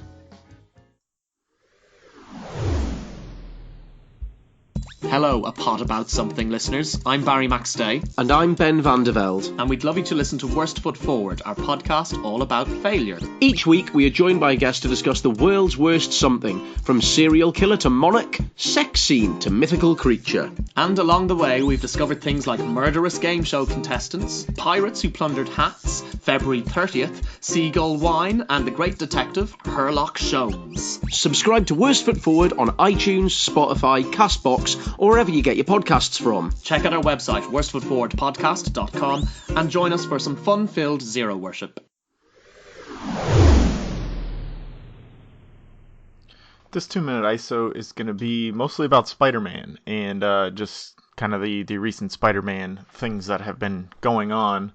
I went to see this past week, Into the Spider-Verse, and it was such a good movie. I actually saw it twice, 2 days in a row. I went by myself, and then once I saw that it was actually a kid's movie, I took my 4-year-old daughter to see it because she saw the trailer for it and thought Spider-Ham was the funniest thing she had ever seen in her life. So we went back the next day, and she loved it too. Not quite the same way I did, because she's, not huge into Spider-Man yet. She'll get there, but she's not there yet. The animation of the Spider-Verse, I'm going to try not to do any spoilers, but there might be some, but there shouldn't be. But the animation for Spider-Verse was absolutely beautiful, fantastic. It was so cool how they did it. They made it feel like a comic book while you were watching the movie, and just some of the like impact animations, things like that, when people would hit each other or something would hit a wall, you'd always see the little lines come out. Just the general style of the animation behind it was one of the coolest things I've seen in a movie in a long time. The soundtrack to the movie is great. I actually went, as soon as I saw the movie, I went and bought the soundtrack, which I don't really do anymore, but for this one I did because it was so good, and Black Panther was another one that I did it for. I really think animation is the way to go for Spider-Man for some reason. I love all the live action movies, but animation can capture things about Spider-Man that live action can't, because Spider-Man can do things that aren't physically possible. And then you don't have to use CGI to do those things. You can just draw it however you want it. So it's really cool to get to see Spider-Man basically at his full potential, which you could in all the older cartoons, but in live action you gotta have to. There's some physical limitations on what they can do in live action movies. So I'm looking forward to this being a running line of movies, and that I get to watch them, and I can watch them with my kids, because it's very much a kids movie. I went into it not thinking. I was thinking it would be made more for people like me. Or adults rather, and I went in, and it's definitely a kids movie, but it's fun to watch no matter what age you are, which is great. The voice actors were all perfect and on point. The story was good, but like I said, it's a kids movie, so it didn't really get too deep. But it was just a good way to bring all the different Spider characters together. It wasn't too complex or anything like that. It just went from point A to point B. It was almost 2 hours long, which I was surprised that my 4-year-old could sit through a 2-hour movie without needing to do 15 other things. She made it to about the last 15 minutes before she started asking how much time was left. All the different spiders from the different Spider universes were really cool. Spider-Man, Spider-Ham, the Japanese robot spider, which I had never seen before in anything. Spider-Gwen was cool. The one I really wish that they had, and if you've listened to the podcast before, you probably know this, is the Ben Reilly Scarlet Spider. I wish they would have brought him in, but maybe for the next movie that they'll bring him in. He's one of my favorites and just one of the costumes I like best. But like I said, I really just hope they keep making these movies and I can share them with my kids, and it's so great. There is a post-credit scene, which might have been one of the best parts of the movies. It was really funny. When I went the second time with my daughter, I didn't stay for the post-credit scene because I knew she wouldn't be able to sit through 10 minutes of credits after she'd sit through 2 hours of a movie. But it's a great scene. It doesn't really play on the movie at all, but it's just really funny. If you've seen it, you'll get it. I really like that they focus on Miles mostly instead of Peter Parker. They obviously had Peter Parker in it, but the main character was by far Miles Morales, and it's cool that he's getting more and more prominence in the Spider universe. The other Spider-Man property I wanted to talk about was Spider-Man PS4 game, which I completed in the time between when we originally recorded this and when I'm recording the 2-minute ISO. Which is only a couple days before this post, where we recorded the main episode about a week ago. So in that week, I've finished Spider-Man PS4. I haven't 100%ed it yet. There's a couple more crimes that I have to, the Sable crimes, and there's definitely going to be spoilers for Spider-Man PS4. I don't think I spoiled Spider-Verse at all, but if you haven't finished Spider-Man PS4, probably cut out now. I haven't got to 100%. I still got a few Sable crimes and escaped Riker's or Raft crimes to clean up, but that's about it. I really like the story and how it came down at the end of Peter having to confront Octavius. He was this mentor to Peter, and he saw him turn now, and Peter's the one that can save him, and Octavius doesn't go for it, and you can see it kind of breaks Peter a little bit, having to fight him and having to defeat him. I really thought that it would end with Green Goblin, like Norman becoming Green Goblin. That doesn't seem to happen. Looks like they did this weird kind of post-credit scene where they showed Norman finding Harry in this tank underground where they're keeping him, sustained basically. And it kind of looks like Harry is infected with a symbiote. That's what I got from it. If you saw something else in that, let me know. But I thought it was... And I think it's an interesting choice if they're going to infect Harry with a symbiote and have him be a foil in that way. It's one thing to have the goblin disease or whatever, or become Green Goblin, but with a symbiote that's different. So I'm interested to see how that goes. I don't hate it. It's just weird. I'm glad that Miles finally got bit by the spider towards the end of the game, because I'm sure as the sequel comes up, I think the next sequel is going to deal with kind of Peter confronting Harry and potentially Peter dying, and then Miles is going to have to take over for Peter. So it's cool that Miles got bit by the spider, and we'll get to play with him a little bit more in the next game. And I think it would be kind of cool if they kill off Peter in the video game. You don't see that very much. Of course, in Spider-Verse, that's a different story. Never mind. My least favorite parts were definitely chasing the pigeons, as I've said many, many times. Why does that exist? That's the stupidest thing.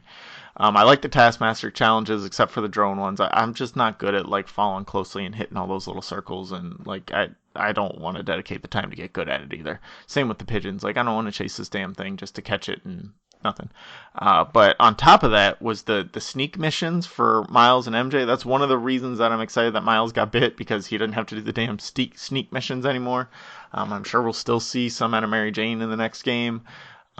It was kind of cool to get to play as them and feel what they're feeling, but sneak missions are just the worst thing a game could do. I like stealth missions where you're still taking people out and finding ways to basically attack enemies without being spotted. But like the sneak missions where you're just trying to walk slowly around things and hide, and then like if you get spotted, you don't have any powers, there's no way to recover, there's nothing you can do except start over. So it just gets boring and pointless. And if you're spotted a couple times, you're just like, all right, I just want this to be over, and you start rushing through it, which makes it worse. And I hate the sneak missions. I'm really excited though. It looks like there's going to be a sequel. That's going to be cool. Once I 100% it, I'll get into the DLC, so hopefully more and more comes out soon. There's so many good suits to choose from this one. Again, my favorites are the Ben Reilly Scarlet Spider, obviously, the big time with the green stripes and or the stealth suit as they call it, and then the white 2099 one. I like the blue 2099 one too, but I think the white one really captures it better. Then my favorite suit power up to use was the spider leg. The spider legs, the Iron Spider legs. I wish they would have matched the suit. Like if you change suits, they match, but they always match that MCU Iron Spider basically. It's a really great game. If you haven't played it, you should definitely start. I hope I didn't spoil it too much for you. I can't wait to start diving into DLC, things like that. And hopefully a sequel comes at some point that I can enjoy more. As we said on this podcast, I've always loved Spider-Man games. Anytime there's one, I'll be in the front row for it. Thank you for listening. Check out our Twitter at APA Something. You can always send feedback to a podcast about something at gmail.com. We do have a Patreon. It's in a bit of a flux right now as we bring in the new co-host. Next week, we're going to have Nick, our new co-host, will be here. So I'm looking forward to that. We're going to get into some really great things. But as he comes on, we're going to be, sprucing up the Patreon, things like that. So there's going to be a lot of new things. So you can visit the Patreon, but what's on there right now may not be what's on there in the future. Anyway, you can, if you feel like donating, that would be great. I appreciate all the support. The music for a podcast about something is provided by Those Cats. Make sure you tell your friends about a podcast about something and keep listening to us. Stay classy.